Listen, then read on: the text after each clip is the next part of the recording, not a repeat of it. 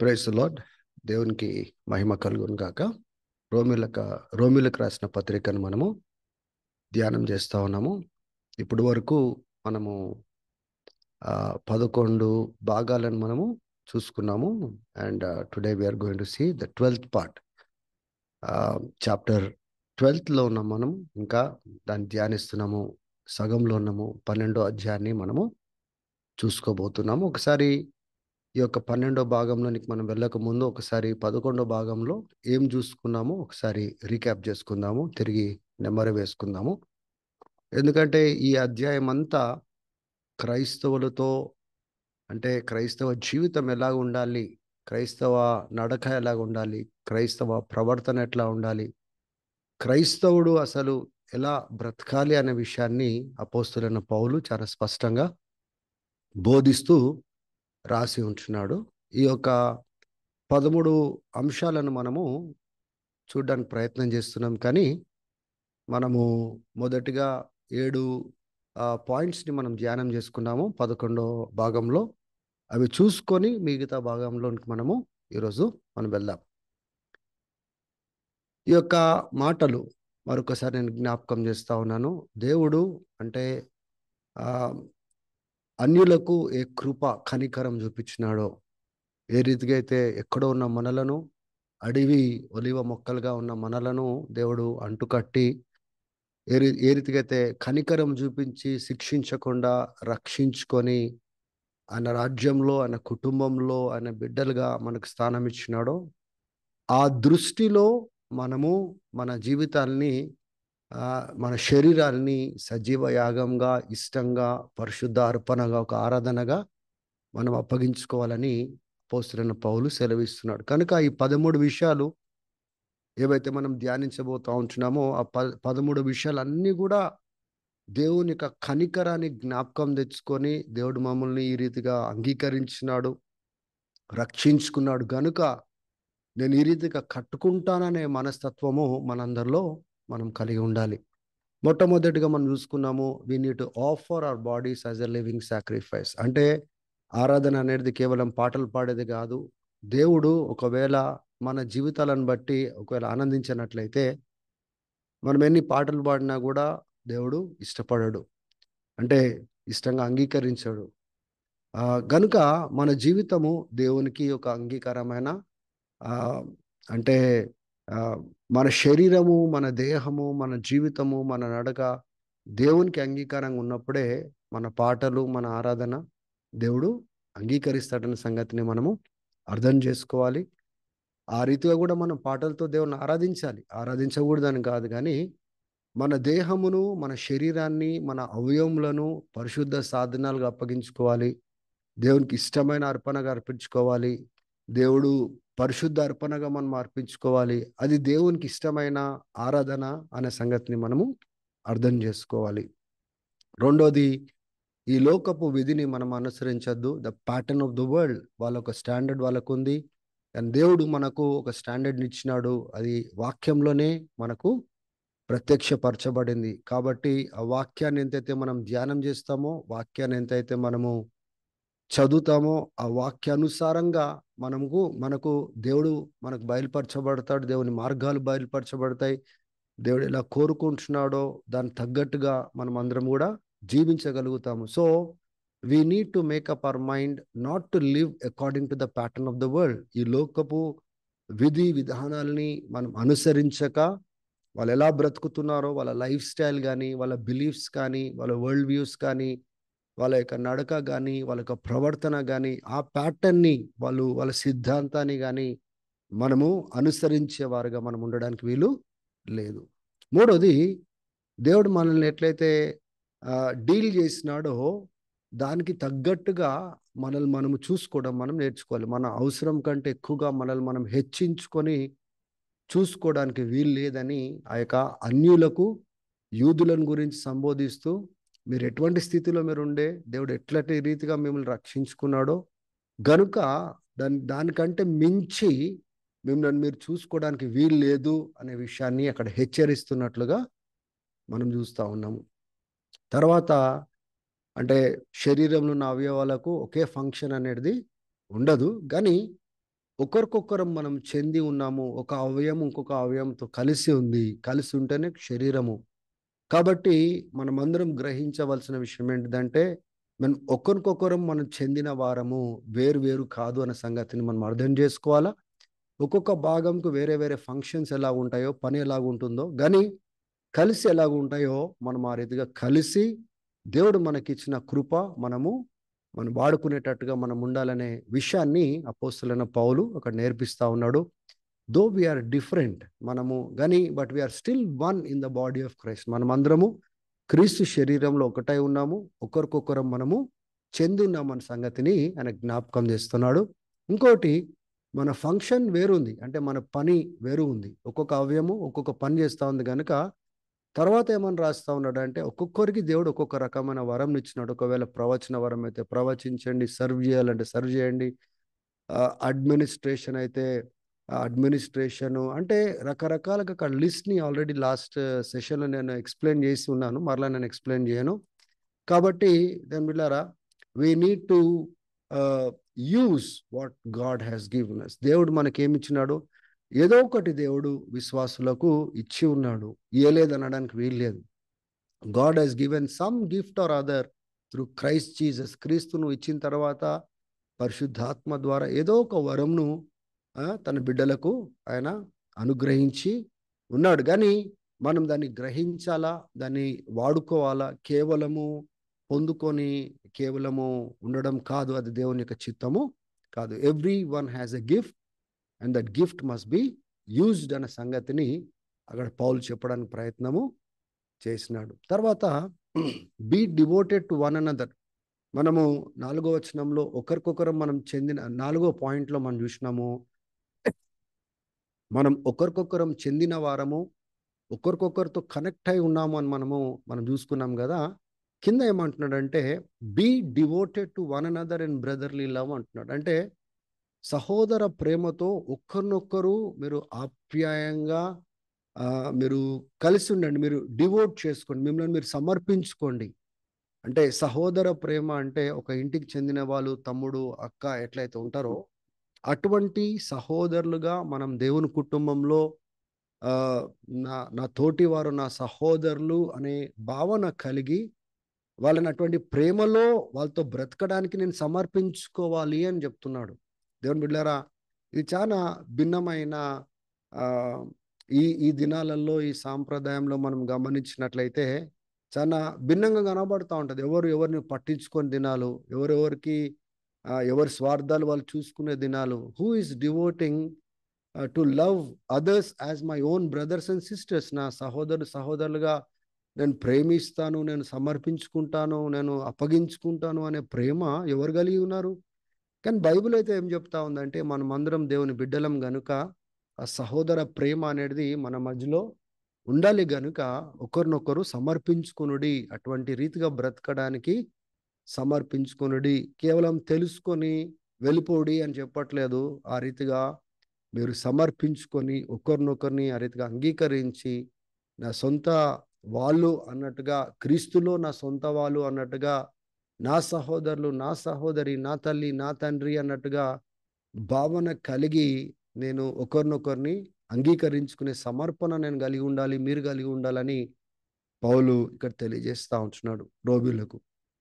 తర్వాత దేవుని పని విషయంలో ఎక్కడ కూడా మనము అలసిపోవద్దు. ఎప్పుడు మండుతూ ఉండాలి. ఆ యొక్క మంటను చల్లార్చద్దు. ఆ ఆకలి దాహము ఎప్పుడు మనం కలిగి ఉండాలి. Never lakh in zeal and spiritual hunger as you serve God.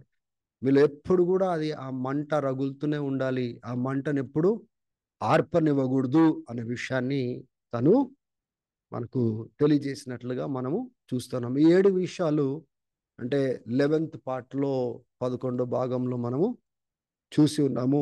ఇప్పుడు మనము let us get on to the 12th part, 12వ భాగంలోకి మనం వెళ్దాము. ఈ 12వ అధ్యాయంలోనే మనం ఉన్నాము, కానీ కంటిన్యూషన్లో మనము ఉన్నాం. Let us continue with point 8. ఈ దినము 8th పాయింట్ నుంచి 13వ పాయింట్ వరకు మనము చూసుకుందాము. దయచేసి ఇవన్నీ కూడా మీరు రాసుకోండి. కేవలము తెలుసుకోవడానికి మాత్రమే కాదు, ఈ రీతిగా మనం తయారు కావాలి, ఈ రీతిగా మనం సమర్పించుకోవాలి, ఈ రీతిగా నడవాలి. ఇవన్నీ మనలో ఉన్నాయని కాదు. నేను కూడా ఇవన్నీ నాలో ఉన్నాయని బోధించట్లేదు. ఇవన్నీ మనము ఈ వాక్యంలో తెలుసుకొని, సమర్పించుకొని, మార్పు చెంది నిజమైన క్రైస్తవుడిగా మనం కట్టుకోవాలని దేవుడు కోరుతున్నాడు. ఈ 13 విషయాలు నిజంగా మనం తీవ్రంగా తీసుకున్నట్లయితే మన స్పిరిచువల్ లైఫ్లో ఒక గ్రేట్ ట్రాన్స్ఫర్మేషన్ మనం చూస్తాం. గొప్ప అభివృద్ధిని మనము ఆధ్యాత్మికమైన జీవితంలో మనం చూస్తాం. ఈ 13 విషయాలు నిజంగా మనల్ని మనం సమర్పించుకొని దేవునికి అర్పించుకున్నట్లయితే, వాక్యానుసారంగా కట్టుకున్నట్లయితే, we shall see a great transformation in our spiritual journey and life. మన జీవితంలో గొప్ప రూపాంతరము మనం పొందుకుంటాము, మార్పును మనము పొందుకుంటాము. 8వ పాయింట్లోనికి మనము వెళ్దాం. ఈ రోమీలకు రాసిన పత్రిక 12వ అధ్యాయము 12వ వచనంలో చాలా 3 ప్రాముఖ్యమైన విషయాలు ఇక్కడ సెలవిస్తా ఉంటున్నాడు. Be joyful, patient and faithful. అంటే మీరు ఇక్కడ చూడండి, నేను చదువుతాను. Be joyful in hope, patient in affliction, faithful in prayer. మొదటిది మనం చూసుకుందాము. ఇక్కడ ఏంటిది? Be joyful in hope.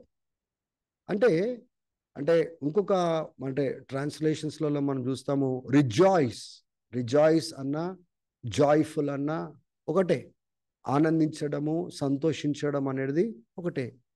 ఎందుకు విశ్వాసులను ఆనందించమంటున్నాడంటే, దేవుడు విశ్వాసులకు ఇచ్చిన నిరీక్షణ, ఆ నిరీక్షణను బట్టి ఎల్లవేళలా వాళ్ళు ఆ నిరీక్షణను బట్టి సంతోషించాలి, ఆనందిస్తూ బ్రతకాలి అని సెలవిస్తా ఉంటున్నాడు. దాని బిడ్డలారా, దేవుడు మనకిచ్చిన నిరీక్షణ చాలా గొప్పది. సజీవ నిరీక్షణ.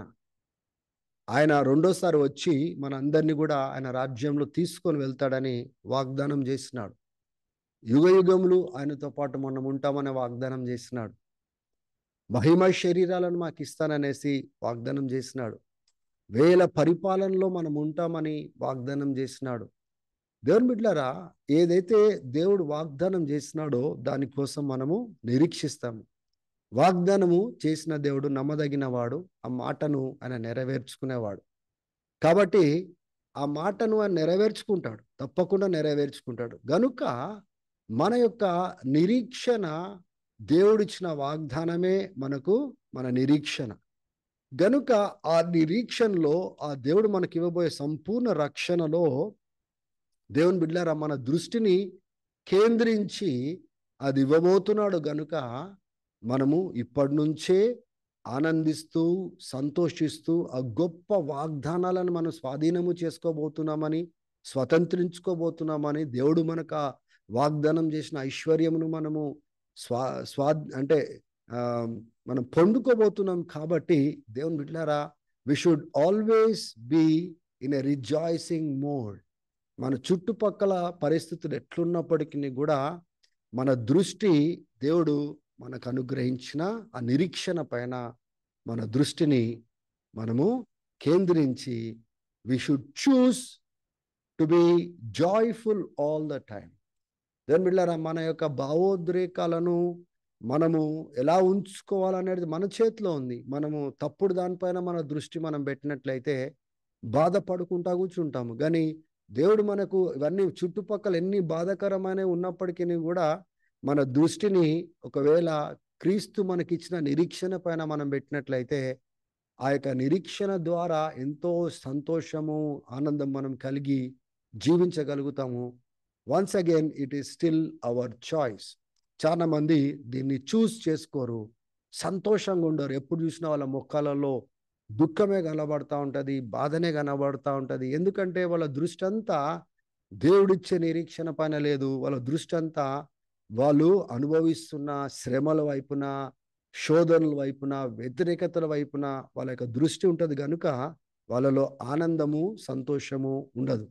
దేవుని బిడ్డలారా, పౌలు అంటున్న మాటను ఒకసారి మరలా ఫిలిప్పీలకు రాస్తూ అని ఏమంటాడంటే, నేను మరలా చెప్తున్నాను ఆనందించుడి, మరలా చెప్తున్నాను సంతోషించుడి అని పౌలు ఏ రీతిగా అయితే ఫిలిప్పీలకు ఆయన మాట్లాడుతూ బోధ చేసినాడో, రాసినాడో, ఎంకరేజ్ చేసినాడో, దేవుని బిడ్డలారా, no matter what you're going through in life, you can still choose to be joyful. Your joy is not based on what you have around you. నీ చుట్టూ ఏదైతే ఉందో దానిపైన నీ ఆనందం ఆధారం చేసుకోవద్దు. మనుషులు కానీ, డబ్బు కానీ, ఆస్తులు కానీ, పరిస్థితులు కానీ, దానిపైన మీరు మీ యొక్క ఆనందాన్ని ఆధారం చేసుకోవద్దు. దేవుడు మనకిచ్చిన ఆ గొప్ప నిరీక్షణ, దానిపైన మీ యొక్క ఆనందాన్ని ఆధారం చేసుకోవాలి. No matter what happens on earth, you can choose to be joyful all the time. మీరు ఎప్పుడు కూడా ఆనందిస్తూ సంతోషిస్తూ ఉండగలరు. మనం ఆ రీతిగా ఉండాలని అపోస్తలుడైన పౌలు ఇక్కడ రోమీలకు నేర్పిస్తా ఉన్నాడు. రెండోది మీరు చూడండి, అక్కడ పేషెంట్ ఇన్ అఫ్లిక్షన్.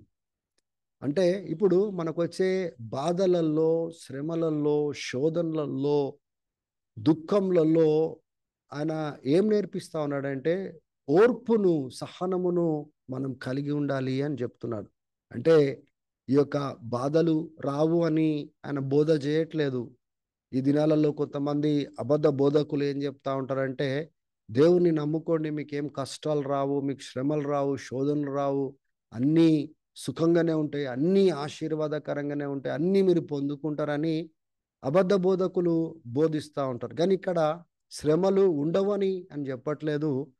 ఆ యొక్క బాధల మధ్యలో, శ్రమల మధ్యలో మీరు ఏ నిరీక్షణ అయితే కలిగి ఉన్నారో ఆ నిరీక్షణను బట్టి మీరు ఓర్చుకోవాలా, నిదానించాలా, సహించాలా, భరించాలా అని నేర్పిస్తా ఉన్నాడు.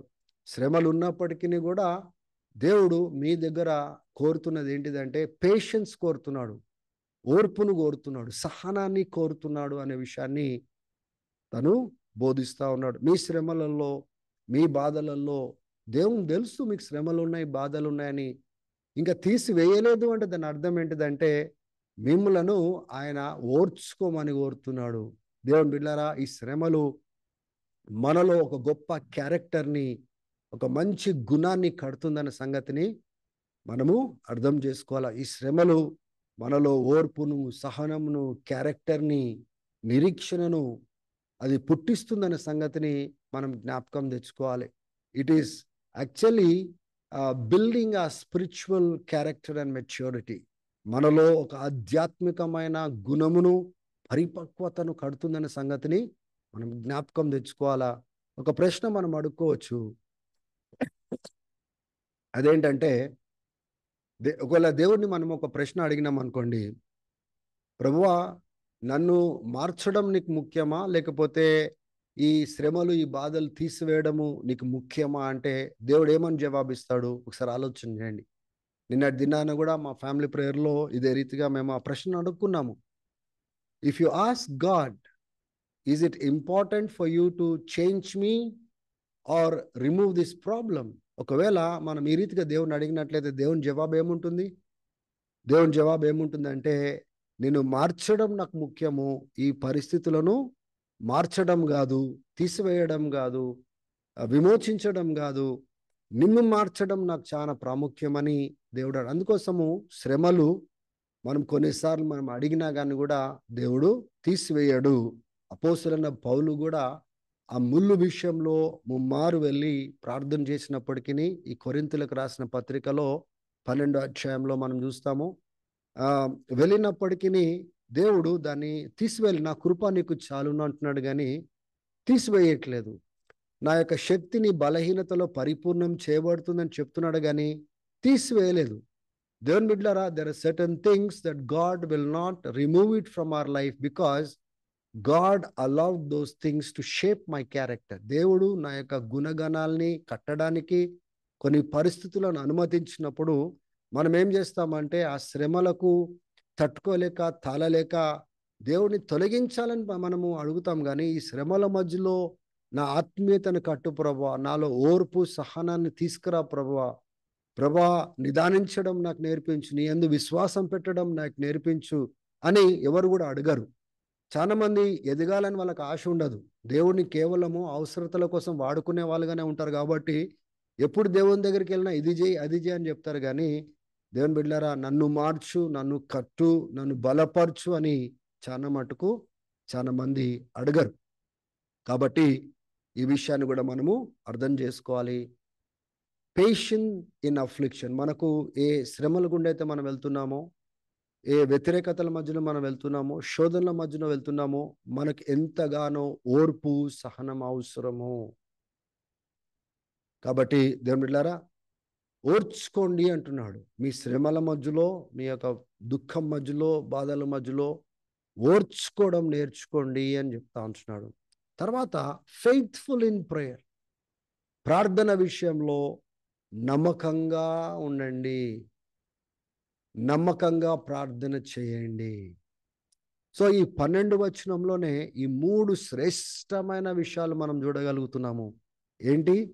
నిరీక్షణ ఆధారం చేసుకొని మీరు ఎప్పుడు కూడా దేవుడు ఇచ్చే నిరీక్షణను ఆధారం చేసుకొని ఎప్పుడు కూడా ఆనందంగా సంతోషంగా మీరు ఉండండి. శ్రమల మధ్యలో మీరు ఓర్పును సహనాన్ని కలిగి ఉండండి. మీరు ప్రార్థన విషయంలో నమ్మకంగా ప్రార్థన చేస్తూ ఉండండి. అంటే జ్ఞాపకం పెట్టుకోండి దేవుని బిడ్డలారా, ఎంత ప్రాముఖ్యము ప్రార్థన అనేది. దేవుని పైన ఆధారపడడం ఎంత ముఖ్యము. అంటే ప్రార్థన లేకుండా దేవుడు మనల్ని నడిపించాడా, కార్యం చేయడా అంటే ఆయన చేయగలుగుతాడు, కానీ ప్రార్థన మరి ఎందుకు చేయమని చెప్పినాడు? ప్రార్థన ఒకవేళ ప్రార్థన అంత ప్రాముఖ్యం కాకపోతే శరీరధారిగా వచ్చి మన కోసం ప్రాణం పెట్టిన యేసు ప్రభు ఆయన తండ్రికి ఎందుకు ప్రార్థన చేసినాడు? ఒక మనిషిగా వచ్చినాడు గనుక, మనుషులకు ఒక మాదిరి గనుక, మనిషికి ప్రతిగా ఆయన వెలచలించడానికి ఒక మనిషిగా వచ్చినాడు. రెండో ఆదంలాగా వచ్చినాడు. ఎలా ఒక మనిషి బ్రతకగలడో బ్రతికినాడు, ఎట్లా శోధనలు అనుభవించాలో అనుభవించినాడు, పాపం చేయలేదు. మనుషులకు ప్రతిగా ఆయన మనిషిగా బలి అయినాడు.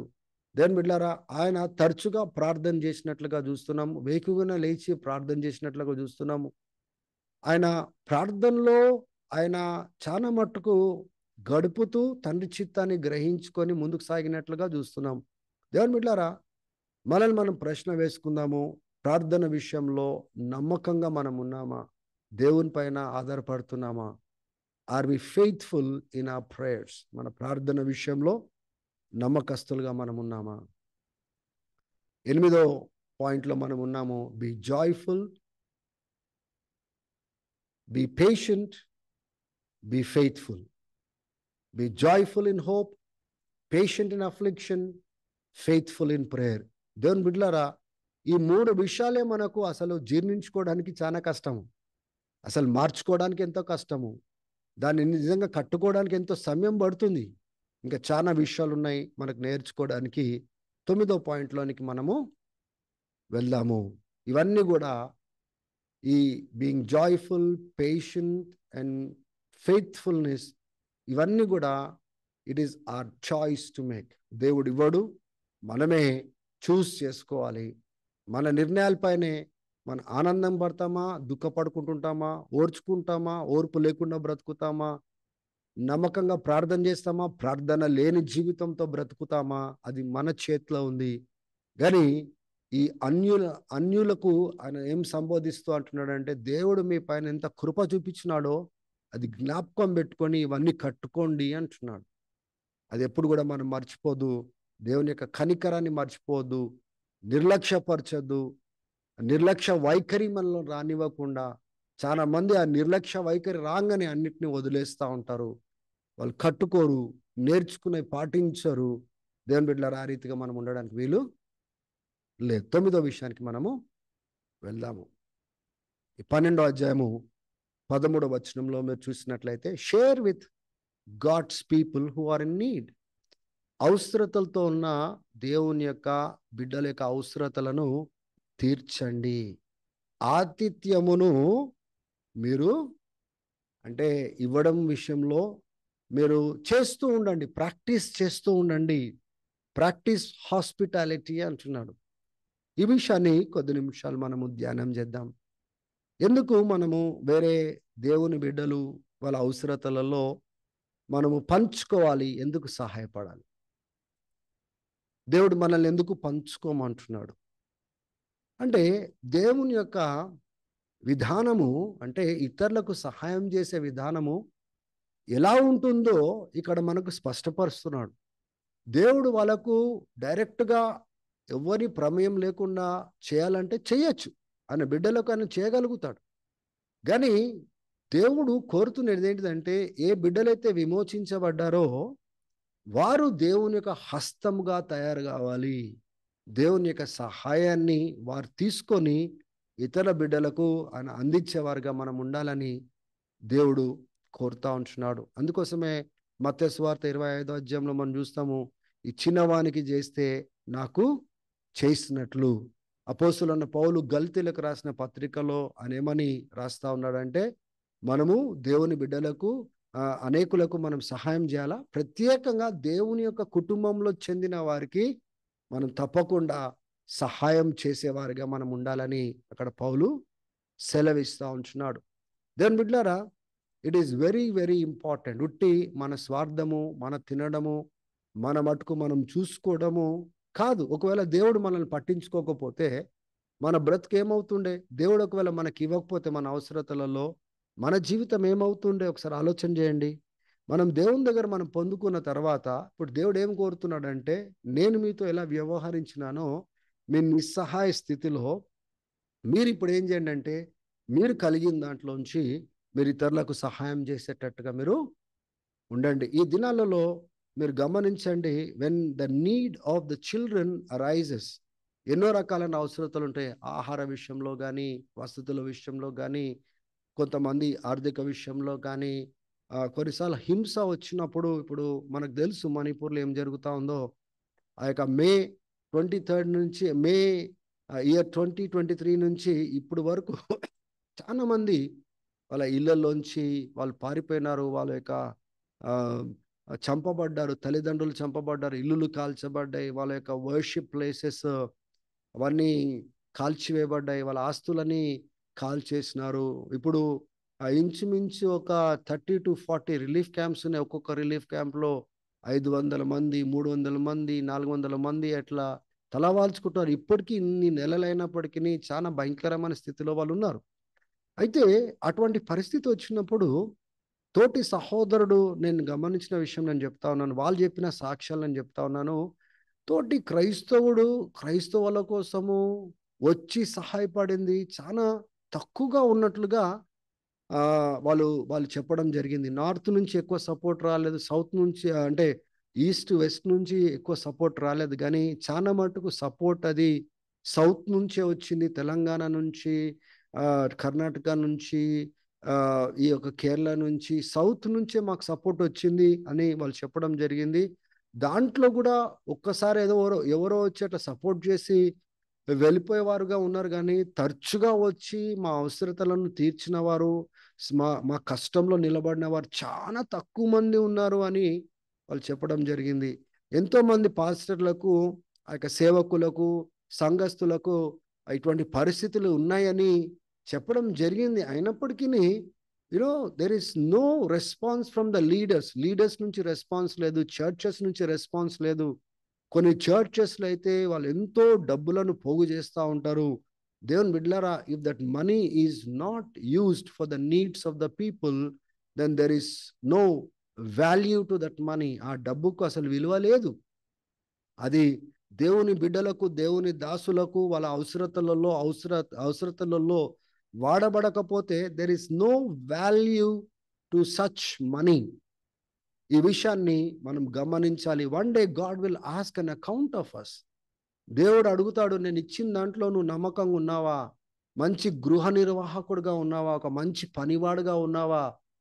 అయితే నీకు నేర్పించినా కదా, నా తోటి సహోదరులకు అవసరతలో సహాయం చేయమని చెప్పి. మీ సంఘం ఏం చేసింది? నువ్వేం చేసినావు? నీ నాయకుడు ఏం చేసినాడని దేవుడు ప్రశ్న అడిగితే మనం జవాబు చెప్పవలసిన అవసరత మనకుంది. It is important for us to give to God's people who are in need. అవసరతలతో ఉన్న దేవుని బిడ్డలకు ఇవ్వడము మనం నేర్చుకోవాలి. హల్లెలూయా. తర్వాత ఏమంటున్నాడంటే, ప్రాక్టీస్ హాస్పిటాలిటీ, ఆతిథ్యంను ఇవ్వడము నేర్చుకోండి. ఈ రెండు కలిసి ఉన్న విషయాలు. దీస్ ఆర్ చారిటీ, దీన్ని మనకు చెప్పాలంటే చారిటీ ఇన్ యాక్షన్. అంటే అవసరతలో ఉన్న వారికి అవసరత తీర్చాలి, ఆ ఆతిథ్యంనిచ్చి వాళ్ళని వాళ్ళకి సహాయకరంగా మనము నిలబడాలి. సో ఒక క్రిస్టియన్, ఒక క్రైస్తవుడు, if is not helping others in their need, I don't think he is growing up in Christ. క్రీస్తులో ఎదుగుతున్నాడని చెప్పడానికి లేదు. వాళ్ళు ఎంత ప్రాముఖ్యమైన కానీ, ఎంత పొజిషన్లు ఉండని, ఎంత డబ్బులు ఉండని, ఎన్ని ఆస్తులు ఉండని, వాళ్ళు కలిగిన దాంట్లో అవసరతలో ఉన్న వారికి ఇవ్వని వారు, వాళ్ళు నిజంగా ఎదుగుతున్న క్రైస్తవులైతే కాదు. ఎదుగుతున్న క్రైస్తవులు వాళ్ళు స్వార్థవంతులుగా ఉండరు. రెండోది, వాళ్ళు ఇతరులకు ఏ రీతిగా సర్వ్ చేసి, ఆతిథ్యంనిచ్చి, ఏ రీతిగా సహాయపడాలని వాళ్ళు చూస్తారు, ఎవరికి సహాయం చేయాలని చూస్తారు, ఎవరికి ఆతిథ్యం ఇవ్వాలో చూస్తారు. దేవుని బిడ్డలారా, that is what we need to build in our self. ఇదేదో మనకు ఆప్షనల్గా మనకి ఇవ్వట్లేదు. ఒక క్రైస్తవుడిలో ఉండవలసిన లక్షణాలు ఏంటో బోధిస్తున్నాడు. ఇది ఆప్షన్స్ కాదు. ఇది చూస్ చేసుకోకపోయినా పర్వాలేదు, నేను సహాయం చేయకపోయినా పర్వాలేదు, ఆతిథ్యం ఇవ్వకపోయినా పర్వాలేదు అని చెప్పడానికి ప్రయత్నం చేయట్లేదు. ఒక క్రైస్తవుడిలో ఉండవలసిన చక్కని ఫలం ఏంటి? క్రీస్తును రిఫ్లెక్ట్ చేస్తే ఆ యొక్క గుణగణాలు ఏంటిది, ఒక క్రైస్తవుడు ఎలా ఉండాలనో తను చెప్పడానికి ప్రయత్నము చేస్తూ ఉంటున్నాడు. హల్లెలూయా. తర్వాత మీరు చూడండి, ఎన్నో వాక్యాలు మనం చూస్తూ ఉన్నాం. ఇక్కడ హెబ్రీయులకు రాసిన పత్రికలో 13వ అధ్యాయంలో 15వ వచనంలో నుంచి 16వ వచనం వరకు మనం చూసుకున్నట్లయితే, there are two kinds of sacrifices that God loves. దేవుడు ఇష్టపడేది రెండు రకాలైన అర్పణలు, సాక్రిఫైజెస్. ఒకటి ఏంటిదంటే ఆ క్రీస్తు నామంను ఉచ్చరించే ఆ పెదవులతో వచ్చే స్థుతి, అదొక అర్పణగా మాట్లాడుతున్నాడు. రెండోది 16వ వచనంలో చూడండి, ఇతరుల అవసరతలో సహాయపడే అర్పణలంట, దేవునికి ఇష్టమైన అర్పణలంట. దేవుని బిడ్డలారా, ఇతరుల యొక్క అవసరతల్లో ఇచ్చేది అది దేవునికి ఒక అర్పణ అనే సంగతిని, అది దేవుడు ఇష్టపడే అర్పణ అనేది అపోస్తలుడైన పౌలు ఇక్కడ సెలవిస్తున్నాడు. మీరు ఇష్టపడుతున్నారా? దేవుడికి ఇష్టమైన అర్పణ ఇవ్వడానికి ఇష్టపడుతున్నారా? ఒకానొక అర్పణ ఏంటిదంటే అవసరతలతో ఉన్న వారికి, డు నాట్ ఫర్గెట్, మర్చిపోకండి. 16వ వచనం చూడండి, మర్చిపోకండి, do not forget to do good, మంచి చేయడం మర్చిపోకండి, అవసరతలతో ఉన్న వారితో పంచుకోవడం మర్చిపోకండి. ఎందుకంటే అటువంటి అర్పణలు దేవునికి ఇష్టమైన అర్పణలు. 16వ అధ్యాయంలో రోమీయులకు రాస్తూ 23వ వచనంలో పౌలు అంటాడు, గాయస్ గురించి మాట్లాడుతున్నాడు. అంటే పౌలు పరిచర్యలో అటు ఇటు తిరిగేటప్పుడు, దేవుని బిడ్డలారా, ఆ దినాలలో సేవకులను వాళ్ళకు ఆతిథ్యంనిచ్చి వాళ్ళ గృహాలలో వాళ్ళకు కావలసిన వసతులు ఇవ్వడం కానీ, భోజనం చూసుకోవడం కానీ, వాళ్ళకి ఏం అవసరమో చూసుకోవడము, ఆ ఆతిథ్యము చాలా ప్రాముఖ్యంగా ఎంచేవారు వాళ్ళు దేవుని యొక్క పనిలో ముందుకు సాగేవారికి. కాబట్టి గాయసు అటువంటి వాడు అని పౌలు సెలవిస్తున్నాడు. ఆయన ఆతిథ్యము నేనే కాదు, అంటే ఆయన ఎంత ఆతిథ్యం ఇచ్చేవాడంటే సంఘమంతా ఆయన ఆతిథ్యంలో ఎంజాయ్ చేసేటట్టుగా ఆయన ఆతిథ్యం ఇచ్చేవాడు అంటున్నాడు. అంటే ఎటువంటి మంచి హార్ట్ని గాయస్ కలిగి ఉన్నాడో చూడండి. కేవలం పౌలే కాదు, సంఘమంతా కూడా ఆనందించేటట్టుగా ఆయన ఆతిథ్యమును చూపించువాడుగా ఉంటుంది. What a beautiful life. నేను చాలా మంది గమనిస్తూ ఉంటాను, వాళ్ళు ఆతిథ్యం ఇవ్వడానికి ఇష్టపడరు, గునుగుతూ ఉంటారు, నసుకుతూ ఉంటారు, నిలుగుతూ ఉంటారు. అది మంచి విషయం కాదు. దేవుని బిడ్డలారా, ఆతిథ్యం ఇవ్వడం అనేది ఇస్ ఏ క్రిస్టియన్ మినిస్ట్రీ, అది క్రిస్టియన్ ప్రివిలేజ్ దేవుడు మనకి ఇచ్చింది. ఏదైనా ఇతరుల కోసం చేసేది మనము it's a privilege God has given to us. దేవుడు మనకిచ్చిన గొప్ప ఆధిక్యతగా భావించి ఇతరులకు మనం సర్వ్ చేసేటట్టుగా మనం ఉండాలి. చూడండి, 1 తిమోతి 5వ అధ్యాయంలో 10వ వచనంలో కూడా ఇక్కడ విధ్వరాల గురించి మాట్లాడుతున్నాడు. ఆ సందర్భం అంతా మీరు చదవండి. పైన వచనాలు చదవండి, కిందటి వచనాలు చదవండి. చర్చ్ ఎటువంటి విధవరాలకు సపోర్ట్ చేయాలి అని అక్కడ కండిషన్స్ రాస్తా ఉన్నాడు.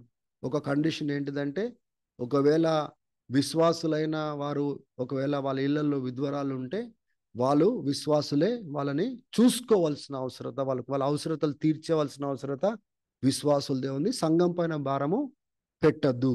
కానీ ఒకవేళ ఎవరు చూసుకోవడానికి లేరనుకోండి, ఆ యొక్క స్త్రీలను సంఘము చూసుకుంటుంది. కానీ కండిషన్స్ పెట్టినాడు. కండిషన్స్ ఏంటంటే వాళ్ళు 60 years కంటే అబౌవ్ ఉండాలి, వాళ్ళలో మంచి క్రియలు, ఈ 10వ వచనంలో చూడండి, వాళ్ళు మంచి సాక్ష్యం కలిగి ఉండాలి, ఆ లిస్ట్లో ఉండాలి, సపోర్ట్ తీసుకోవడానికి లిస్ట్లో ఉండాలి. అంటే వాళ్ళు 60 అబౌవ్ ఉండాలి, ఎవరు చూసుకునేవారు ఉండకూడదు, అంటే ఎవరు లేని వారిని, వాళ్ళు మంచి క్రియలు కలిగి ఉండేవారుగా ఉండాలి, వాళ్ళు బ్రతుకున్నంత కాలము పిల్లలను మంచిగా చూసుకొని మంచిగా పెంచిన వారుగా ఉండాలి, ఆతిథ్యం ఇచ్చువారుగా ఉండాలి. గమనిస్తున్నారా?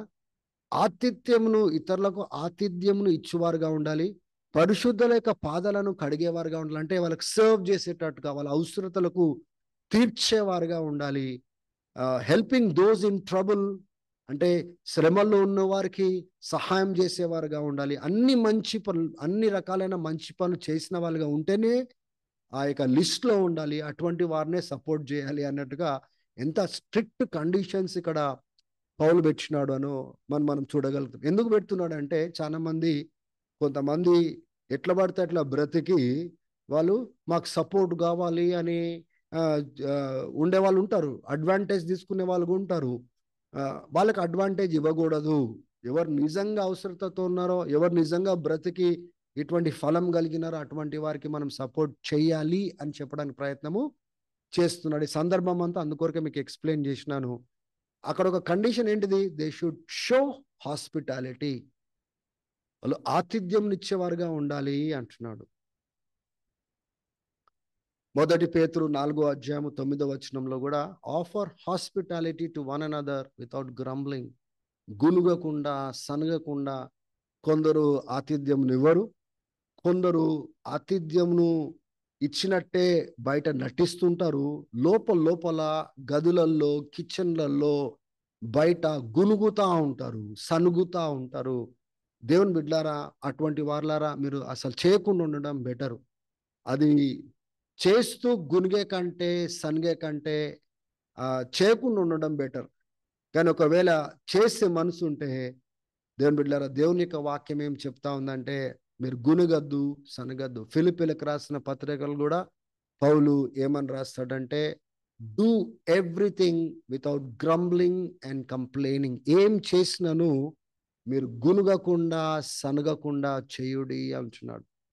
దేవుని బిడ్డలారా, ఒకటి ఆతిథ్యమే కాదు, ఏ పనైనా కూడా గునుగడం అనేది, సనగడం అనేది, it shows that we don't like doing it. అది మనము చేయడానికి ఇష్టం లేదు, మనం బలిమితో చేస్తున్నాము, అయిష్టంగా చేస్తున్నాము అనే విషయాన్ని బయట పెడుతుంది. కనుక దేవుని బిడ్డలారా, ఏది చేసినాను గునుగకుండా సనగకుండా మనం చేయాలి. ఎస్పెషలీ ఆతిథ్యం విషయంలో, ఇతరులకు చేసే విషయంలో గునుగకూడదు. 3 యోహాను 1వ అధ్యాయము 8వ వచనంలో ఏమని రాయబడి ఉందంటే, ఇక్కడ ఒక సేవకుల గురించి కాంటెక్స్ట్ నేను చెప్తాను. ఇప్పుడు గాస్పల్ ప్రీచ్ చేసే వాళ్ళు అన్యుల దగ్గర సపోర్ట్ తీసుకోరు. గాస్పల్ ప్రీచ్ చేసే వాళ్ళు అన్యుల దగ్గర చేతులు సాపరు, అన్యులు ఇచ్చే డబ్బుల మీద సేవ చేయరు. వాళ్ళు ఒక ప్రాంతం నుంచి ఇంకో ప్రాంతానికి వెళ్తూ ఉంటారు. కాబట్టి దేవుని బిడ్డలారా, అటువంటి వారిని గుర్తించి మన గృహాలలో వాళ్ళకు చోటునిచ్చి వాళ్ళకి ఆతిథ్యం ఇవ్వాలి. ఎందుకంటే సత్యంను బట్టి, సత్యంను ప్రకటించడానికి వాళ్ళు బయటికి వెళ్ళి ఉంటున్నారు, సువార్త ప్రకటించడానికి వెళ్ళి ఉంటున్నారు, సర్వలోకాన్ని శిష్యులు చేయడానికి వాళ్ళు బయటికి వెళ్ళి ఉంటున్నారు. గనుక వాళ్ళకు సపోర్టు బయట వాళ్ళ దగ్గర తీసుకోరు. గనుక క్రిస్టియన్సే, క్రైస్తవులే దాన్ని గ్రహించి ఏం చేయాలా? వాళ్ళ గృహాలలో వాళ్ళ ఆతిథ్యం ఇవ్వాలా, వాళ్ళ అవసరతలను చూసుకోవాలా, వాళ్ళకి ఏమేమి అవసరం ఉందో చూసుకోవాలా. బాధ్యత క్రైస్తవులు ఉందని ఇక్కడ పౌలు నేర్పిస్తా ఉన్నాడు. వాళ్ళు చేసేది వాళ్ళు చేస్తారు, వాళ్ళు చేయలేనిది మీరు చేయండి అని పౌలు చెప్తున్నట్లుగా మన లేఖనాలలో మనం చూస్తున్నాము. వాళ్ళు సత్యం కోసం బయటికి వెళ్ళినారు కదా, మీరు వారికి ఆతిథ్యం ఇవ్వడం ద్వారా వాళ్ళు ఏ సత్యం అయితే ప్రకటిస్తున్నారో ఆ పనిలో మీరు కూడా పాలు పొందుతున్నారన్న సంగతిని మీరందరూ కూడా గ్రహించాలి. దేవుని బిడ్డలారా, ఈ దినాలలో ఎక్కడ ఉందండి అట్లా? ఏ రకంగా నిజంగా దేవుని పని చేస్తున్న వారిని చేరదీయడం కానీ, లేకపోతే అటువంటి ఆలోచనతో ఆతిథ్యంనిచ్చేవారు ఎంతమంది ఉన్నారు?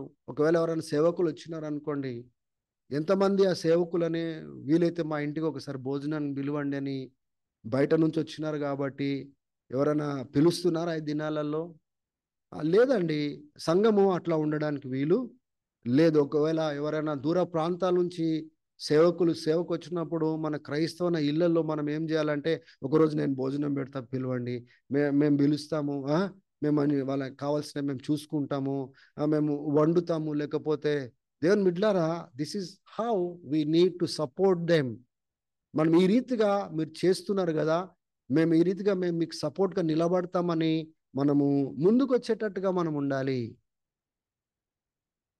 హెబ్రీయులకు రాసిన పత్రిక 13వ అధ్యాయంలో 2వ వచనంలో ఏముందంటే, స్ట్రేంజర్స్, బాటసారులుగా, లేకపోతే ఏమంటారు స్ట్రేంజర్స్ అంటే అనామకులుగా తిరుగుతూ ఉంటారు కదా కొంతమంది. కొత్త ప్రాంతాల పాత అంటే కొంత కొత్త ప్రాంతాలలో స్ట్రేంజర్స్గా వస్తూ ఉంటారు.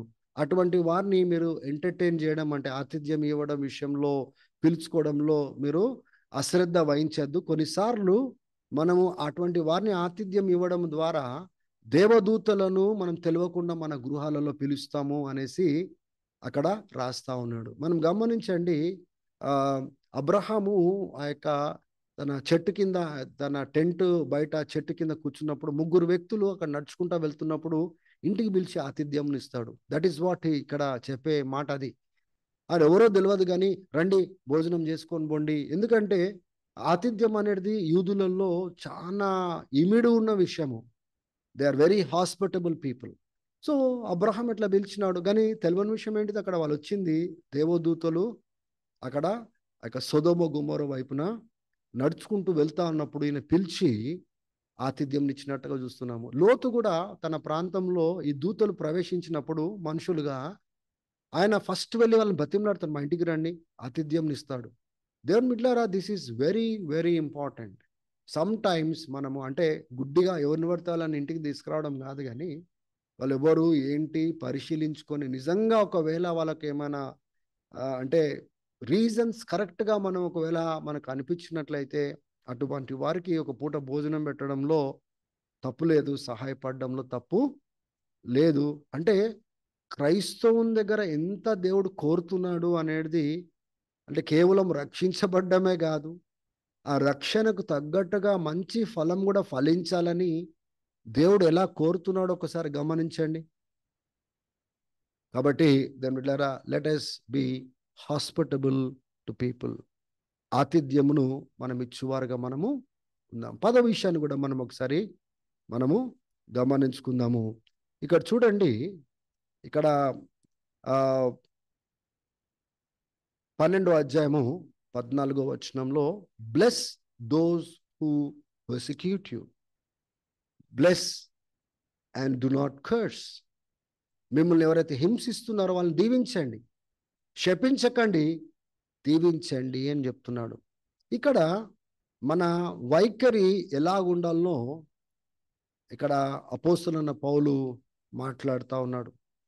మన వైఖరి, మనల్ని గాయపరుస్తున్న వారు అంటే నోటి మాటతో, వర్బల్గా, ఫిజికల్గా మనల్ని గాయపరిచే వారితో మన వైఖరి ఎలా ఉంటుంది? ఇప్పుడు చూడండి, మన చుట్టుపక్కల ఉన్న వారినే మనం సహించకపోతే, సహనం లేనట్లయితే, ప్రతిదినము మన చుట్టూ ఉన్న వాళ్ళు ఎంతోమంది ఉంటారు, గాయపరిచే వాళ్ళు ఉంటారు, మనం చెప్పింది చేయని వాళ్ళు ఉంటారు, అవిధేయత కలిగిన వాళ్ళు ఉంటారు. వాళ్ళనే మనం టాలరేట్ చేసుకోకపోతే, దేవుని బిడ్డలారా, మన శత్రువులను, మనల్ని హింసించే వారిని ఏ రీతిగా మనం టాలరేట్ చేయగలుగుతాము, టాలరేట్ చేసి ఎలా బ్లెస్ చేయగలుగుతాము అనే సంగతిని మనము అర్థం చేసుకోవాలి. మన యొక్క గుణము దేవుని యొక్క ప్రేమ చేత ఒకవేళ ప్రభావించబడకపోతే, if you are not being filled with the love of God. ఒకవేళ దేవుని యొక్క ప్రేమ చేత, దేవుని ప్రేమలో నిలిచి ఉండడం కానీ, దేవుని యొక్క ప్రేమ చూపించాలనే తత్వము ఒకవేళ మనలో లేనట్లయితే, దేవుని బిడ్డలారా, it becomes very difficult to show love. మనకు ఆ ప్రేమలో ఎదగని వాడు ఎలా ప్రేమించగలుగుతాడు? శత్రువుని ప్రేమించండి అని దేవుడు చెప్తున్నాడు, శత్రువును దీవించండి అని చెప్తున్నాడు. అది ఎలా సాధ్యమవుతుందో ఒకసారి మీరు ఆలోచన చేయాలి. అది ఎక్కువ మనకి డిఫికల్ట్ అనిపించినా, ఛాలెంజింగ్ అనిపించినా కూడా we need to give our selves to love. ప్రేమలో ఎదగాలి, ప్రేమలో కట్టబడుతూ ఉండాలి, సహనమును మనం కలిగి ఉండాలి. చుట్టుపక్కల ఉన్న వారిని మనం సహించేటట్టుగా మనము ఉండాలి. హల్లెలూయా. మర్చిపోకండి, ఒకప్పుడు మనము శత్రువులుగా మనం ఉన్నప్పుడు దేవుడు మనల్ని విడిపించినాడు, రక్షించుకున్నాడు, సమాధానపరిచినాడని కొలొస్సీలకు రాసిన పత్రిక 1వ అధ్యాయము 20వ వచనం నుంచి 22వ వచనం వరకు మనము చూస్తూ ఉన్నాం. సో ఇప్పుడు మనకు హింసించడానికి వచ్చే శత్రువులు అది హయ్యర్ లెవెల్ అనుకుందాం. ఇప్పుడు చిన్న చిన్న మన చుట్టుపక్కల జరిగేవే మనము సహించలేకపోతున్నాము, మనల్ని గాయపరిచిన వారిని దీవించలేకపోతున్నాము, ప్రార్థించలేకపోతున్నాం వాళ్ళ కోసము. ఇప్పుడు మనల్ని హింసించడానికి వచ్చే వారిని మనం దీవిస్తామా? దేవుడు నేను దీవించును గాక అని చెప్తామా? మనం వాళ్ళ కోసం ప్రార్థన చేయగలుగుతామా? మనకు ఆ ప్రాక్టీసే లేదు. అనుదినము, అనుక్షణము, మనము ప్రతిదినము మనము దాన్ని పాటిస్తూ ఒకవేళ మనం ఉన్నట్లయితే, మనము అటువంటి పరిస్థితి, పెద్ద పరిస్థితి వచ్చినప్పుడు మనము ఆ రీతిగా వాళ్ళని దీవించగలుగుతాము, మనం ప్రార్థించగలుగుతాము. ఇక్కడ మత్తయి సువార్త 5వ అధ్యాయంలో 43వ వచనంలో కింగ్ జేమ్స్ ట్రాన్స్లేషన్లో ఎట్లా ఉంది? మీరు ఈ రీతిగా మీరు విన్నారు కదా, మీ you shall love your neighbour and hate your enemy. అది యాక్చువల్గా దేవుడిచ్చిన మాటలు కాదు, సాంప్రదాయంగా దాన్ని మార్చేస్తున్నాం. అంటే దేవుడు ఎప్పుడు కూడా మీ శత్రువుని ద్వేషించండి అని చెప్పలేదు, వీళ్ళు అట్లా మార్చేస్తున్నారు. ఆ మార్పు చెందిందని మీరు విన్నారు కదా అంటున్నాడు. కానీ నేను మీకు ఏం చెప్తున్నాను? మీ యొక్క శత్రువులను మీరు దీవించండి, దూషించకండి, వాళ్ళకి మంచి చేయండి, వాళ్ళని ద్వేషించకండి, ప్రార్థించండి. మిమ్మల్ని చాలా గాయపరిచే వాళ్ళని, హింసించే వారిని, మిమ్మల్ని అవమానం చేసే వారి కోసం మీరు ప్రార్థన చేయండి అని యేసుప్రభు నేర్పించినాడు. దేవుని బిడ్డలారా, ఆ స్టేజ్ వరకు క్రైస్తవులు పోతున్నారు అనుకుంటున్నారా? ఎదుగుతున్నారు అనుకుంటున్నారా? అటువంటి ఎదుగుదల ఈ దినాలలో ఉన్న క్రైస్తవులకు ఉందా? లూకా సువార్త 6వ అధ్యాయము 28వ వచనంలో మనం చూసుకున్నట్లయితే, bless those who curse you, pray for those who mistreat you. మిమ్మల్ని దూషించే వారిని దీవించండి, మిమ్మల్ని అవమానంగా వ్యవహరించే వారిని, అవమానిస్తున్న వారిని కొరకు మీరు ప్రార్థన చేయండి అని చెప్తున్నాడు.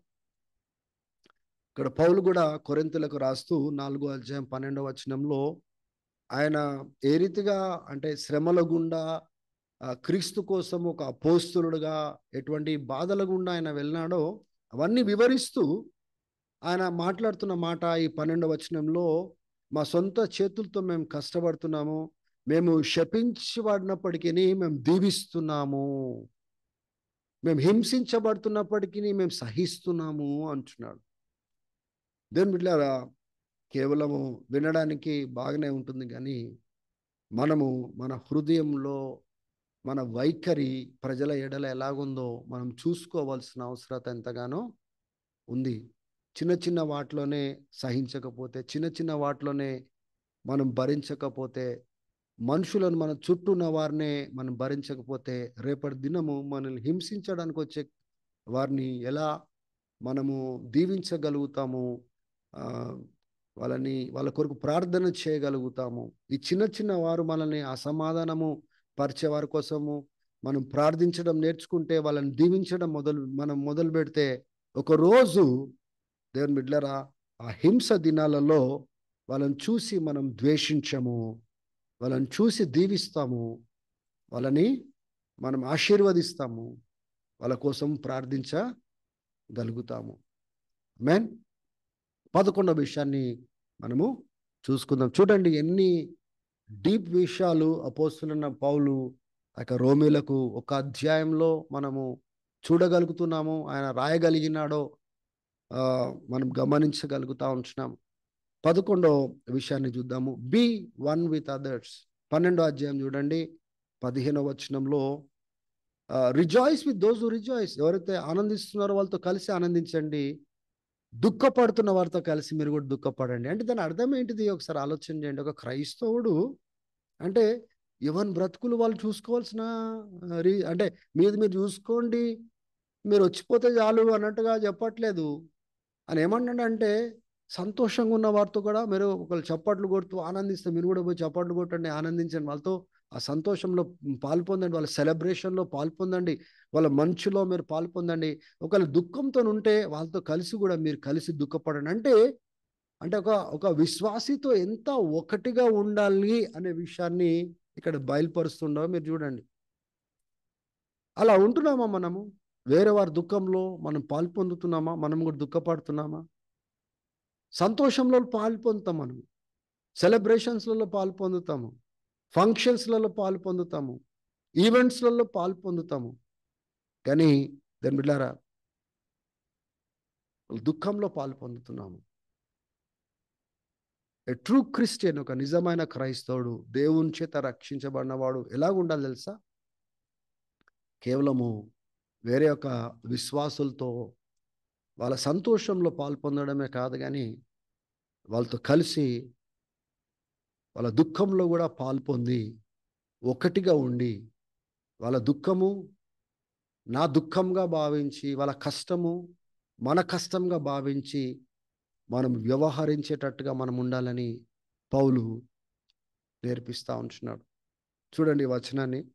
1 కొరింథీ 12వ అధ్యాయము 26వ వచనంలో ఒక మెంబర్ అంటే శరీరంలో ఒక విశ్వాసి, సంఘంలో ఒక విశ్వాసి శ్రమ పొందితే, సఫర్ అవుతే all the members suffer with it. ఎట్లా చెప్తున్నాడు అంటే, ఇప్పుడు మనం ఒక శరీరం ఉంది, మనకి ఫిజికల్ బాడీ ఉంది. ఎక్కడన్నా ముళ్ళు గుచ్చుకోగానే శరీరం అంతా నొప్పిని అనుభవిస్తుంది కదా. ఉట్టి ఆ భాగం మాత్రమే కాదు, మన బ్రెయిన్ వరకు ఆ సిగ్నల్స్ పోతే ఆ బాడీ అంతా రెస్పాండ్ అవుతుంది. ఇప్పుడు సపోజ్ రక్తం కారుతుంది అనుకోండి, మొత్తం మన బాడీలో ఉన్న పార్ట్స్ అన్నీ కూడా రెస్పాండ్ అవుతుంది. క్రైస్తవుడు కూడా ఆ రీతిగా ఉండాలని పౌలు నేర్పిస్తున్నాడు. If one member suffers, all the members suffer with it. Or if one member is honoured, ఒక వ్యక్తి ఘనపరచబడితే అందరూ దాంట్లో సంతోషిస్తారు అని చెప్తున్నాడు. ఈ రీతిగా క్రైస్తవుడు ఉండవలసిన అవసరం మనకి ఉంది. Now that you are the body of Christ. ఇప్పుడు మీరు క్రీస్తు శరీరంలో ఒక భాగమై ఉన్నారు కనుక, ఇండివిజువల్గా మెంబర్స్ అయి ఉన్నప్పటికీ కూడా ఒక శరీరంగా ఉన్నారు కనుక, దేవుని బిడ్డలారా శ్రమలో, ఇతరుల శ్రమల్లో మీరు కూడా శ్రమ పొందండి, ఇతరులు ఘనపరచబడితే మీరు ఆనందించండి. ఆ రీతిగా ఒకటిగా ఉండండి, ఒక శరీరంగా ఉండండి అని తను బోధిస్తున్నట్లుగా మనము చూస్తూ ఉన్నాము. ఈ దినాలలో చాలా ప్రోగ్రామ్స్, యాక్టివిటీస్, చాలా మధ్యలో మన క్రైస్తవులు ఉన్నారు. కానీ దేవుని బిడ్డలారా వేరే వారితో ఒకటై, వాళ్ళ యొక్క ఆనందంలో ఒకటై, వాళ్ళ సంతోషంలో ఒకటై పాలి భాగము కలిగే క్రైస్తవులు చాలా తక్కువ మంది ఉన్నారు. ఒకవేళ దేవుడు మనతోని ఈ వాక్యం ద్వారా మాట్లాడుతున్నట్లయితే మన వైఖరిని, మన స్వార్థమును, ఆ గుడ్డితనాన్ని తీసివేసి దేవుని బిడ్డలారా ఒక అడుగు మన తోటి విశ్వాసుల జీవితాలలో మనం అడుగు వేసి వెళ్ళేటట్టుగా మనము ఉండాలి. ఆమేన్. Let us rejoice with them, those who rejoice. సంతోషించే వారితో కలిసి సంతోషిద్దాము, దుఃఖపడే వారితో కలిసి కూడా మనం కూడా దుఃఖపడే వారిగా మనము ఉందాము. ఈ 12వ విషయం కూడా పాయింట్ని మీరు గమనించండి, చాలా ఇంపార్టెంట్ పాయింట్ ఇది. ఇది ఈ దినాలలో సంఘాలని భయంకరమైన రీతిగా పాడు చేసిన విషయం ఇది. ఒకరినొకరు సరిగా చూసుకోకపోవడము, కలుసుకోకపోవడము, సఖ్యత లేకపోవడము, వాళ్ళలో ఒక హార్మనీ, ఒక ఐక్యత లేకపోవడానికి కారణం ఏంటి తెలుసా? చూడండి, ఇక్కడ అంటాడు చూడండి, 12వ అధ్యాయము 16వ వచనం. Live in harmony with one another. సఖ్యంగా మీరు ఒకరితోకరు బ్రతకండి, గర్వపడకండి. చూడండి ఏమంటున్నాడు ఇక్కడ, గర్వపడకండి అంటున్నాడు. ఈ దినాలలో విశ్వాసులు వాళ్ళ యొక్క డబ్బును బట్టి, వాళ్ళ ఆస్తులను బట్టి, వాళ్ళ పొజిషన్ బట్టి, వాళ్ళ చదువును బట్టి, వాళ్ళ కులాలను బట్టి, మన సాంప్రదాయంలో అయితే వాళ్ళు చాలా గర్వము, అహంకారము కలిగి ఉంటారు. కానీ విశ్వాసులతో దేవుడు మాట్లాడుతున్న మాటలు ఏంటంటే పౌలు ద్వారా, ఆ కనికరాన్ని జ్ఞాపకం తెచ్చుకో. నువ్వు జ్ఞాపకం తెచ్చుకొని ఇవన్నిటికీ నువ్వు ప్రాధాన్యత ఇవ్వదు. నీ డబ్బుకు, నీ ఆస్తులకు, నీ చదువుకు, నీ నీ పలుకుబడికి, దానికి నువ్వు ప్రాముఖ్యత ఇవ్వకూడదు. Be willing to associate with people of low position.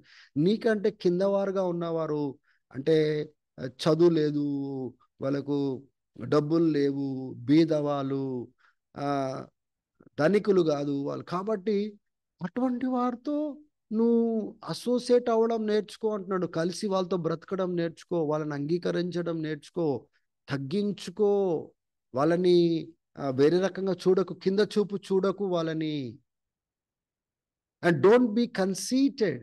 Do not be conceited అంటే, కన్సీటెడ్ అనే పదము ఎక్సెసివ్గా మనల్ని మనం గర్వపడడం అన్నమాట. Excessive proud.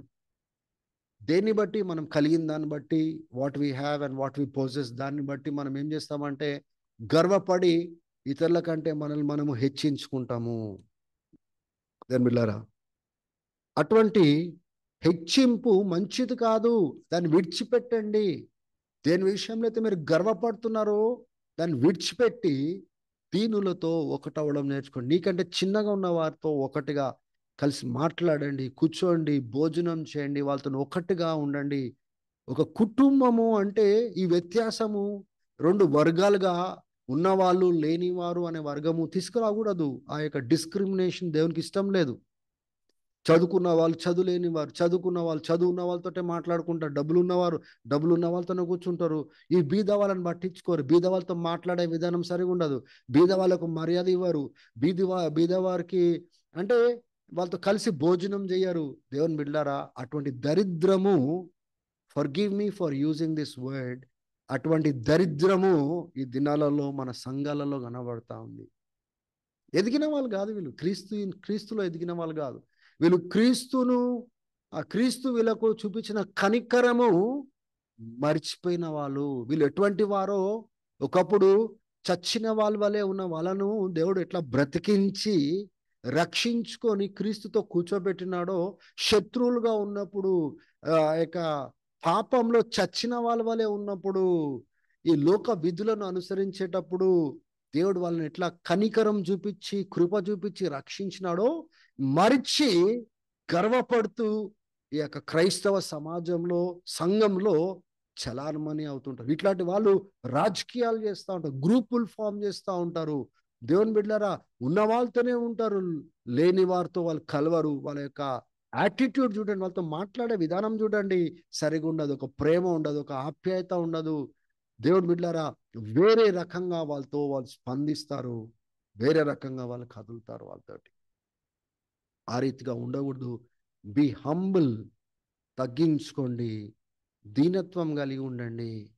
Don't be proud. మీరు మీరు ఏమైతే మీరు లోకపరంగానో, మీరు దేన్ని బట్టి మీరు గర్వపడుతున్నవారిని విడిచిపెట్టండి. లేని వారితో, మీకంటే కిందగా ఉన్న వారిని వాళ్ళతో కలవండి, అసోసియేట్ చేసుకోండి. మీరు హార్మనీతో బ్రతకండి, ఒక శరీరంగా ఉండండి, ఒక కుటుంబంగా ఉండండి. అటువంటి సఖ్యత కలిగి ఉండండి, అటువంటి హార్మనీ కలిగి ఉండండి అని పౌలు నేర్పిస్తూ ఉంటున్నాడు.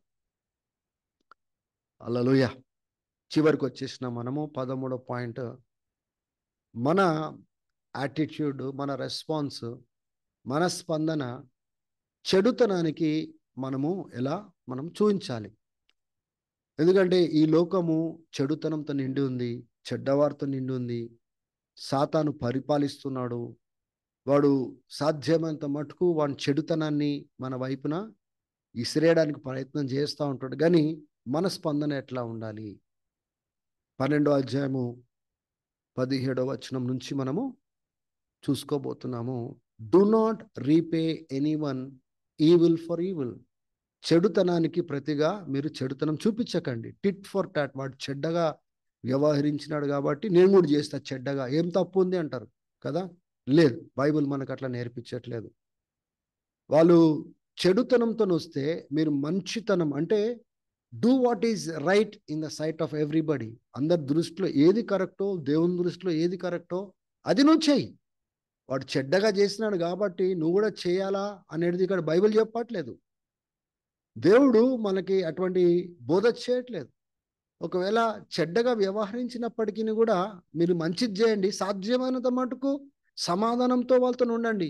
ఎంతమందితో మీరు సమాధానంగా మీరు ఉండగలుగుతారో మీరు, అంటే అందరితో ఉండగలుగుతామని కాదు, ఎంతమందితో సమాధానంగా ఉండగలిగితే అంతమందితో సమాధానంగా ఉండండి. Live at peace with every one.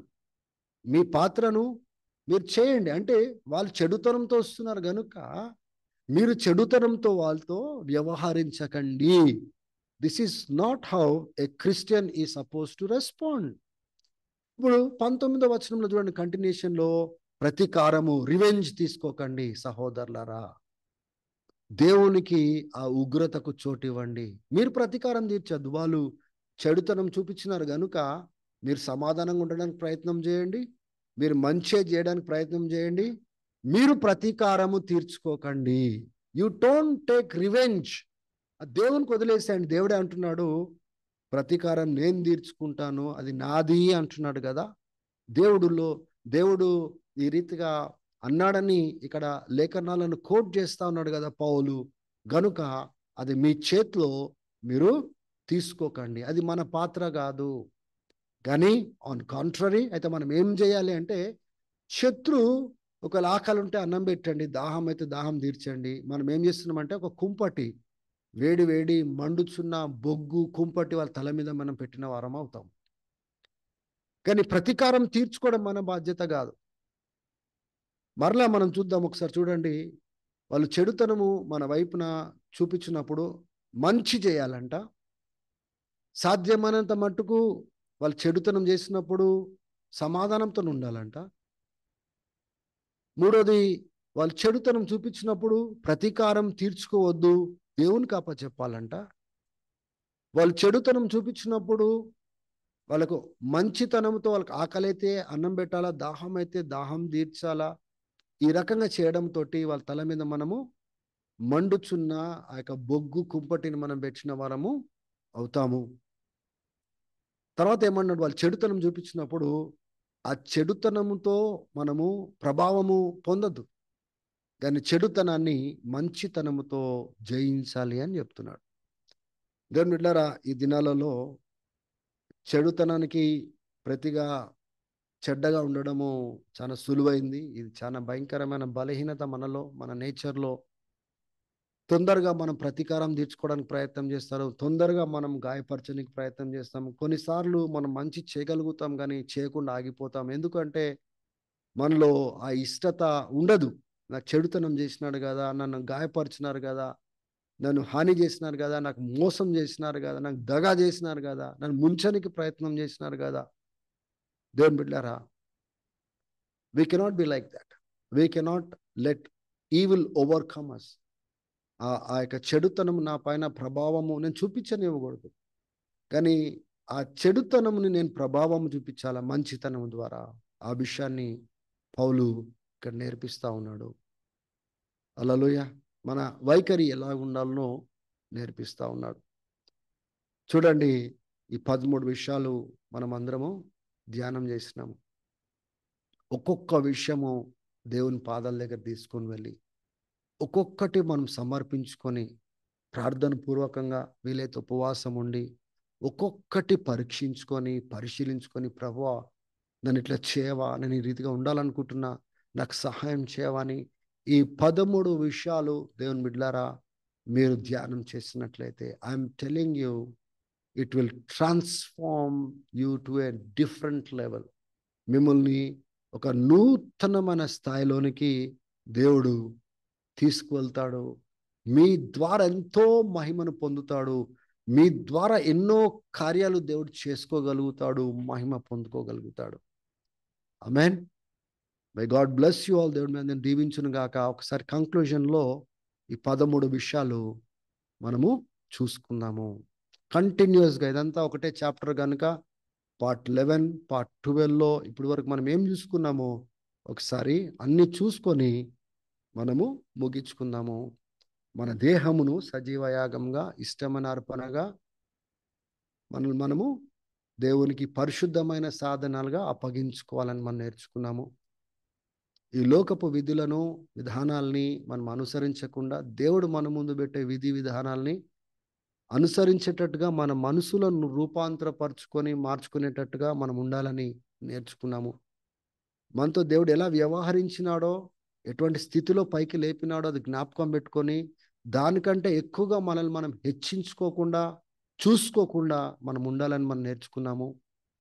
మనము వేరే వేరే అవయవాలు అయినప్పటికీ, వేరే వేరే పని ఉన్నప్పటికీ మనం ఒకరికొకరం చెంది ఉన్నాము, ఒకరికొకరికి కనెక్ట్ అయి ఉన్నాము అనే సంగతిని మర్చిపోకూడదు. మనము ఒకరికొకరు మనం చెందిన వారమని మనం చెప్పుకునేటట్టుగా ఉండాలి. క్రియల్లో మనకు కనబడాలి. ప్రతి ఒక్కరికి దేవుడు ఏదో ఒకటి వరం ఇచ్చినాడు, కానీ దాన్ని మనం దేవుని యొక్క రాజ్యంలో ఇతరుల యొక్క క్షేమం కోసము, అభివృద్ధి కోసము వాడేటట్టుగా మనము ఉండాలి. తర్వాత సహోదర ప్రేమతో ఒకరినొకరు అంగీకరించి సమర్పించుకునేటట్టుగా ఉండాలి. మనం ఎక్కడో పుట్టిన వాళ్ళు, ఎక్కడో పెరిగిన వాళ్ళు అందరూ ఒక దగ్గరకు వచ్చినప్పుడు మనం అందరం ఒక ఇంటి వాళ్ళము అనే నాకు విశ్వాసుల పేర్లు జ్ఞాపకం తెచ్చుకున్నాను. నా బ్రదర్, ఆమె నా సిస్టర్ అని అట్లా స్వీకరించుకునేట ఆ ప్రేమ దేవుడు మన మధ్యలో కోరుతా ఉంటున్నాడు. దేవుని యొక్క పనిలో మనం ముందుకు సాగుతున్నప్పుడు ఎప్పుడు కూడా మంట చల్లారనివ్వద్దు. మండుతూనే ఉండాలి, ఆకలి కలిగి ఉంటూనే ఉండాలి, దాహం కలిగితేనే ఉండాలి. మనము ఎప్పుడు కూడా మంట ఎప్పుడు రగిలించుకుంటూనే ఉండాలి. అది మన చేతిలో ఉంది. హల్లెలూయా. తర్వాత మనము 12వ భాగంలో మనము నిరీక్షణ విషయంలో సంతోషంగా ఉండాలి, శ్రమల విషయంలో ఓర్పుతో ఉండాలి, ప్రార్థన విషయంలో మనం నమ్మకంగా ఉండాలని మనము నేర్చుకున్నాము. ఇతరుల అవసరతలో మనం సహాయపడేటట్టుగా మనం ఉండాలి, ఆతిథ్యం ఇవ్వడం నేర్చుకోవాలని మనం నేర్చుకున్నాము. తర్వాత మనల్ని హింసిస్తున్న వాళ్ళని దీవించాలి, వాళ్ళ కోసం ప్రార్థించాలి అనే విషయాన్ని మనము నేర్చుకున్నాము. ఇతరులతో ఒక్కటిగా మనము ఎలా ఉండాలి అంటే సంతోషించే వారితో సంతోషించాలి, దుఃఖపడుతున్న వారితో మనం దుఃఖపడాలో ఏ రీతిగా అటువంటి రీతిగా అన్ని విషయాలలో మనము పాల్పొందేటట్టుగా ఉండాలి. మనకంటే ఒకవేళ కిందటి స్థాయిలో ఉన్నప్పటికీ కూడా వాళ్ళతో మనం ఎట్లా అసోసియేట్ కావాలి, ఎట్లా మనం తగ్గించుకోవాలి, వాళ్ళ లెవెల్లో మనం ఎట్లా పోవాలి అనే విషయాన్ని కూడా మనము నేర్చుకున్నాము. చెడుతనానికి మన స్పందన ఎలా ఉండాలో మనము నేర్చుకున్నాం. దేవుని బిడ్డలారా, ఇవన్నీ కూడా మీరు ధ్యానం చేయండి. ఇవన్నీ ఎందుకు ప్రయాసపడుతుంటున్నామంటే మీ దాకా అందించడానికి. దేవుడు మనల్ని పిలుచుకోవడమే కాదు, రక్షించుకోవడమే కాదు, మనలో ఒక గొప్ప ఫలాన్ని కోరుతా ఉంటున్నాడు. ఈ దినాలలో అటువంటి ఫలంను ఫలించే క్రైస్తవులు చాలా తక్కువ మంది ఉన్నారు. ఆదివారాలు కాగానే బైబిల్ పట్టుకొని చర్చిలకు వెళ్తా ఉన్నారు, అన్ని కార్యక్రమాలలో పాల్పొందుతా ఉన్నారు, కానీ ఫలం విషయంలో మాత్రము అసలు సరైన ఫలము వాళ్ళ జీవితాలలో కలిగి ఉండే క్రైస్తవులు చాలా అరుదుగా కనబడతా ఉన్నారు. కాబట్టి దేవుడు ఏం కోరుకుంటున్నాడో, తన దాసుడిని వాడుకొని సంఘమును ఎలా హెచ్చరిస్తున్నాడో, ఎలా కట్టుకోమంటున్నాడో, ఏ రీతిగా ఉండాలని కోరుకుంటున్నాడో, దాని బిడ్డారా మనం కూడా let us learn, let us be fruitful as a Christian. ఒక క్రైస్తవుడుగా చక్కని ఫలాన్ని కలిగి ఉండేవారుగా మనం ఉందాము. దేవుని యొక్క కనికరాన్ని మర్చిపోకండి. ఏ స్థితిలో ఉన్నప్పుడు దేవుడు మనల్ని రక్షించుకున్నాడో ఆ కృపను జ్ఞాపకం తెచ్చుకోండి. ఆ కృపకు తగ్గట్టుగా మంచి ఫలాన్ని మనం ఫలిస్తాము. ఈ 13 విషయాలు మనం మరలా ఒక్కొక్కటి ధ్యానం చేద్దాం. అన్ని ఒకసారి ధ్యానం చేయకండి. ఇంత సమయం తీసుకొని మీకు బోధించినప్పటికీ మరలా again and again meditate on those things. దాని విషయంలో మీరు ధ్యానం చేయండి, సమర్పించుకోండి, మార్పు తీసుకురండి, క్రియ తీసుకురండి, చేయండి. అప్పుడే నిజంగా మీరు నేను మార్పు చెందిన వాళ్ళమని మనము చెప్పగలుగుతాము. May God bless you all. దేవుడు మీ అందరినీ బహుగా దీవించునుగాక. వాక్యానుసారంగా మిమ్మల్ని కట్టునుగాక, వాక్యంతో కడుగునుగాక. ఆ వాక్యం యొక్క గొప్ప ఫలాన్ని మీ జీవితంలో దేవుడు తీసుకొని వచ్చునుగాక. ఆమెన్. God bless you.